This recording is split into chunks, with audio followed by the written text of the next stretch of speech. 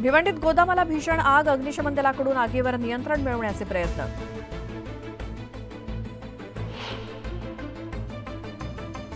जळगावच्या पारोळ्यात लहान मुलांच्या भांडणावरून 2 गटात दगडफेक, महिला फौजदारासह 4 जखमी, तर दगडफेकी प्रकरणी 12 जणांना पोलिसांनी घेतलं ताब्यात. जळगावच्या पाचोरा तालुक्यात गॅस सिलेंडरनं भरलेल्या ट्रकसोबतच 3 वाहनांचा अपघात, अपघातात 2 जण गंभीर जखमी. नवी मुंबईतल्या सांदपाडा इथे उड्डाणपुलाची दयनीय अवस्था. 1.5 वर्षांपूर्वीच पुलाचं बांधकाम पूर्ण झाल्यानं पुलाच्या कामाबाबत प्रश्नचिन्ह निर्माण. रविवारी मुंबईत हलक्या ते मध्यम स्वरूपाचा पाऊस पडेल, हवामान विभागाचा अंदाज.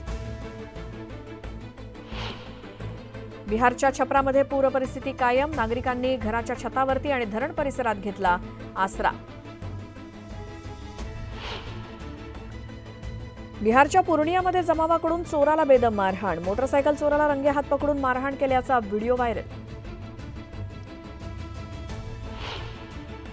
छत्तीसगडच्या बिलासपूरमधील ढाब्यावर तरुणाला बेदम मारहाण, छेडछाड केल्याच्या आरोपावरून जमावानं दिला चोप. मध्य प्रदेशातील रतलाममध्ये 3 कोटी रुपयांचे अंमली पदार्थ जप्त, 4 आरोपींना पोलिसांनी ठोकल्या बेड्या. बिहारच्या आरामध्ये कपडा दुकानात गोळीबार, मोटरसायकलवरून आलेल्या दोघांनी गोळीबार करत काढला पळ, आरोपींचा शोध सुरू.